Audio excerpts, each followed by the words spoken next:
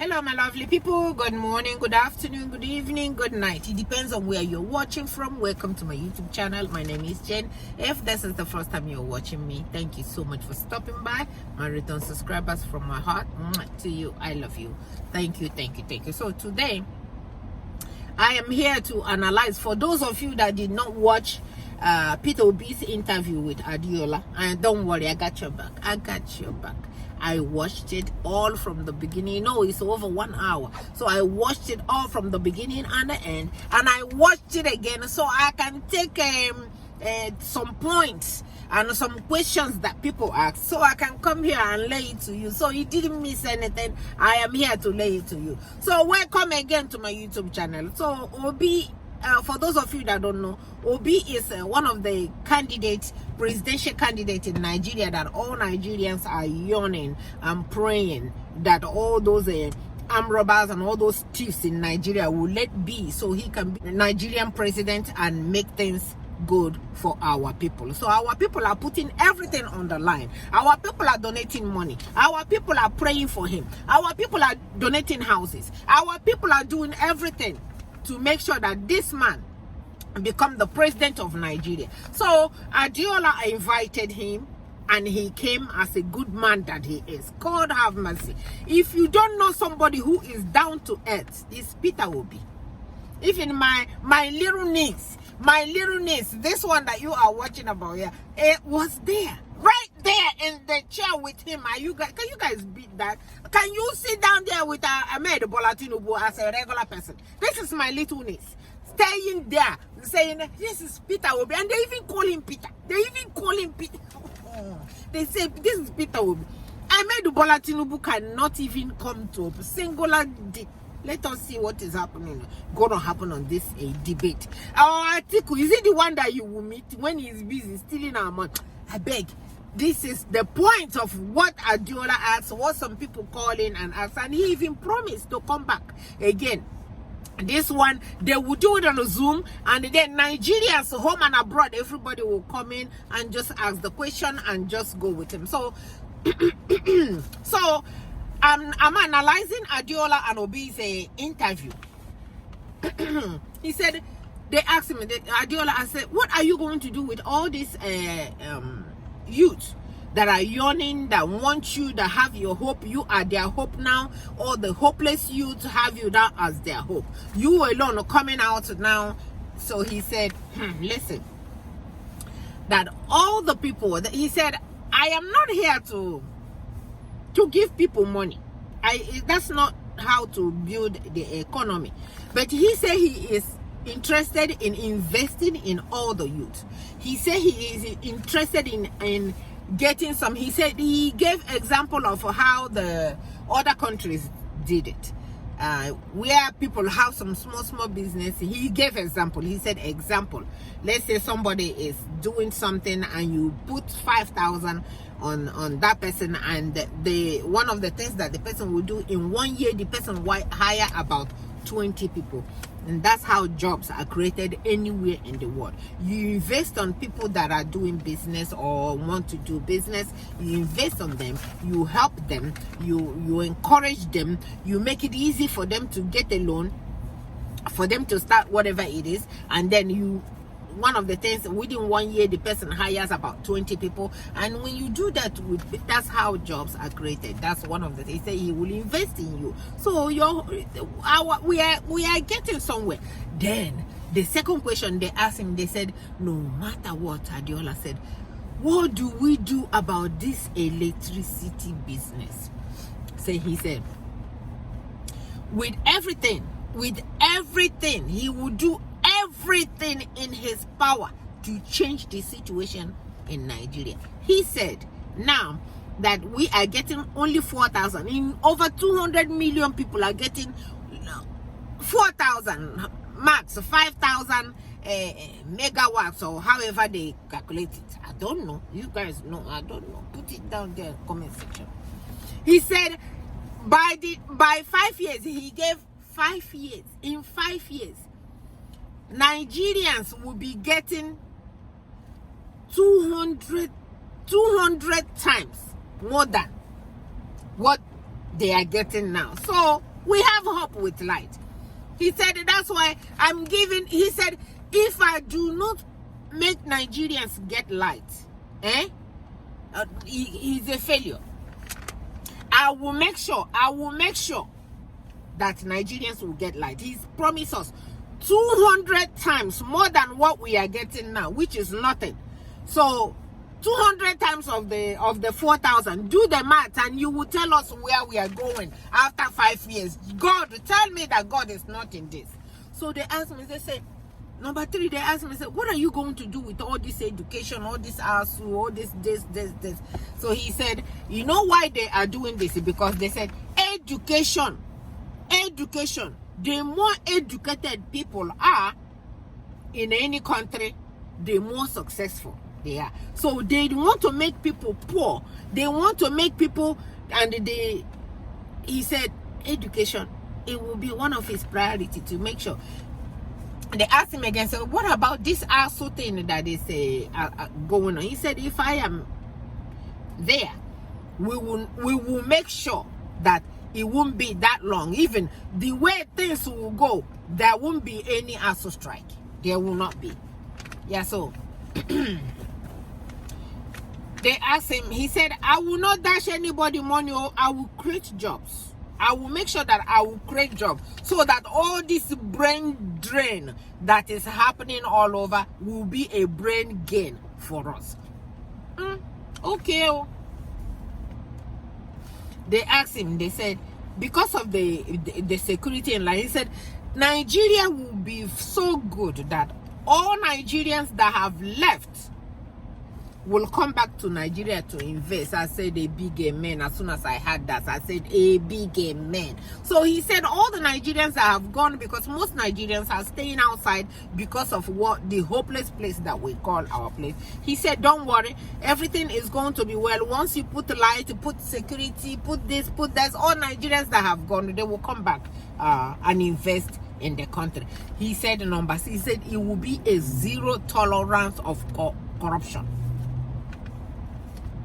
It will be a zero tolerance of corruption. Zero in his presidency.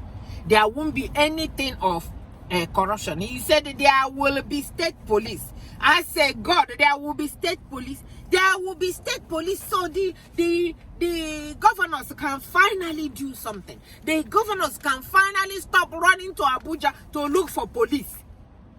The governors can finally invest in their people in their state instead of waiting for the federal government to send them police. Somebody is robbing you. You have to call somebody and said, send me police from Abuja when you are in Imo State. Send me police from Abuja when you are in Abia State. He said there will be state police.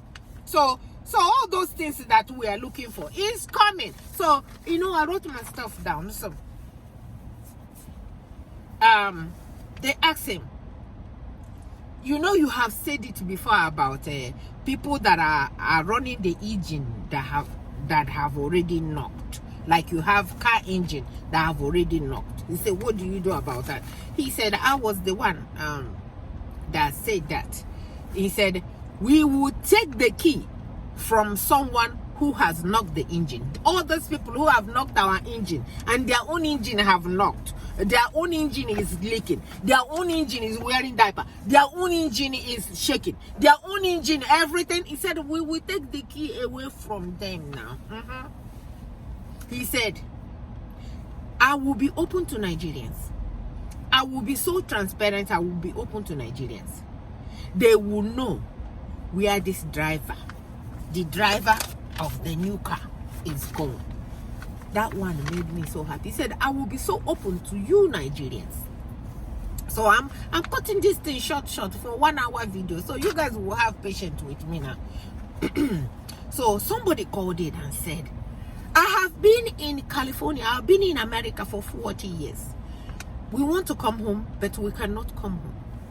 So now, would you punish when you get there? Would you punish all these people that are doing all these things? Would you punish them or put them in jail or whatever? What would you do to these people that have made Nigeria the way it is? So when they asked him that, I was praying for him not to say anything. people should not ask him those type of questions. And the man is very smart. He said, number one thing that I will do, I will stop wherever the leakage is, the corruption. We will stop it. Then when we stop it, you do investigation and he said we do what is it? We stop the corruption. We do investigation, and we keep going. He did not call anybody that I will put you in jail. He did not say, even if that's what he's going to say, he's not going to tell us. And I don't want him to say, so that they don't say, okay, you see what he said. He said he will put us in jail. Let us go. Leave the man alone. The man know what he's doing. Instead, I will just investigate. I will not dwell in trying to push them, trying to investigate them. I will not have time to do what I'm there for. I will just use the cotton wool and close all the leakages that our money is leaking out from. When you close it, you investigate the little that you can. What can you do? They have stole the money. They have stole the money. And then life goes on. We continue from there and keep going. We will not waste time. I said, that's a good answer. That's a good answer. Nobody will say, Peter Obi said he will investigate me. I would just like the vice president said that he will go to the vice president told them, he said, hey, listen, I know that you have billions and billions of our money, but don't worry, we are not putting you in jail yet, but we have so thing that we want to do. We want you to do it. He said, and I said, this is the smartest thing ever. Putting them in jail is not going to bring us our money. No, it's not going to bring us our money. Just let them, all those problems that we have that we need to do. The vice president, I will tell them, say this, we need to this, or we need this, and we want you to go and take care of those things, please. And when the person know that they are owing us too much money, they will go and take care of those things. Because I don't believe in throwing them in jail. He said, we are not arresting you yet. Yusuf is crazy. He's a stupid man. He said, we are not arresting you yet, but we know you owe us how many billions of dollars or in naira. But we have some CCTVs from China that is coming to, because everywhere we have CCTV. So we just a couple of billion dollars. So just go and pay for it. Then we think about you later. Oh God, I am so too excited. So they asked him, somebody else to call in and said, what do you do about the refinery? This son, you are bothering me. You don't want me to do this. I'm gonna finish this video. This son, you are making me angry. He said, what do you do about the refinery? He said the only way the refinery is not working, it's a human made. It's a human, somebody is making that happen. And that is true. That is true. Somebody is making sure that, he said, in the next 5 years, Nigerians will refine oil. Nigerians will start refining oil in Nigeria. I said, amen. So, Dangote, that they gave you all the contract of building your own refinery. Don't worry, when our own refinery start working, then we will have competition. If your own is better, they go to your own. They cannot give you everything and expect you to give Nigerians the best. So Peter Obi said, in the next 5 years, Nigerians will start refining their own oil instead of using their crude oil that they are producing and sending it to another country to refine and sell back to them. Dummies all over the place. All over the place. Jesus. What sense does it make that you're producing oil and you take the crude oil that will make the oil and you send it to another country to refine it, and then they sell it to you more expensive? Even the country that produces oil cannot get kerosene, cannot get fuel, cannot even get the oil itself unless they buy it from the country that they gave a crude oil. My dear. So another person called in and said, how are we sure that after you win presidency that you will not go back to PDP? He said, the two parties that have destroyed Nigeria should stay away. That's what he said.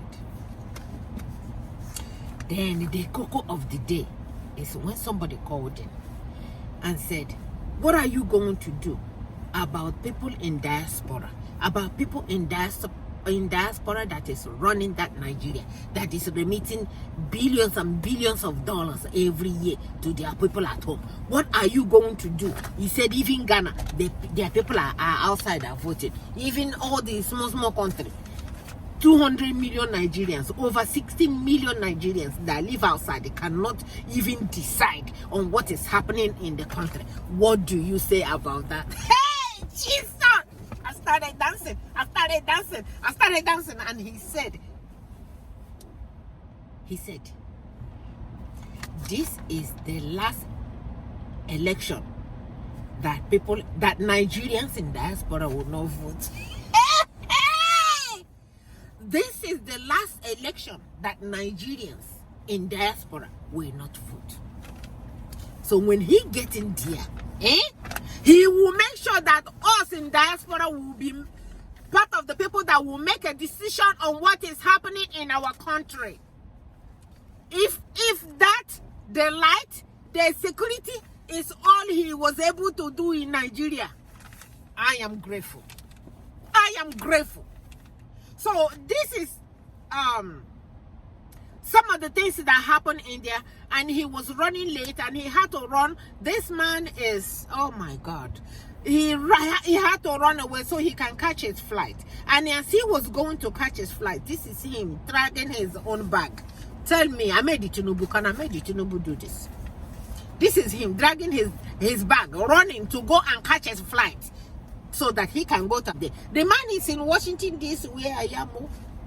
And guess what? My sister, the one that you saw, the daughter that was saying, that's Peter Obi here. My sister is one of the coordinators of wherever he goes. When he was in Texas, my sister, they were the one that organizing it. In New Jersey, it was my sister. So my sister called me. My sister thought I was one of the people that are running around looking, trying to help. They don't know that my mouth no reach there. Only place my mouth to reach is in my channel. I stay in my channel and run my mouth and send my information out there, so that when I see, they see. When I hear, they hear. I say, I'm not going there. I'm not part of the people that are organizing it. But thank you for being a part of it.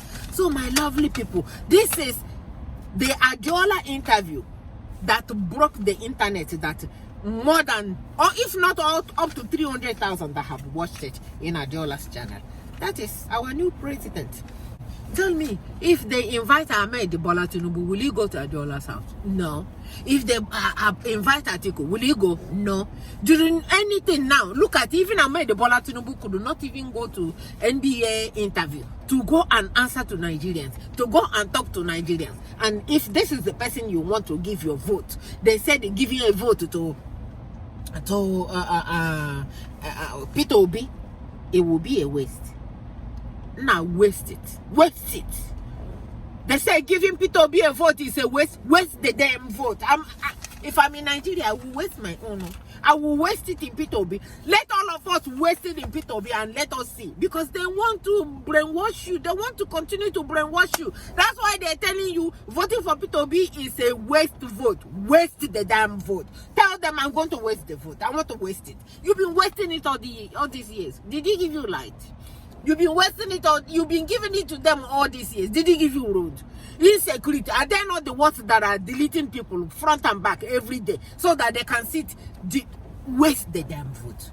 So my lovely people, I saw it. I thought I'd come and let you guys know that it's time for all Nigerians to go and waste their vote in Obi. God bless you guys for watching. From me to you, bye-bye. Thank you so much for watching. Bye-bye.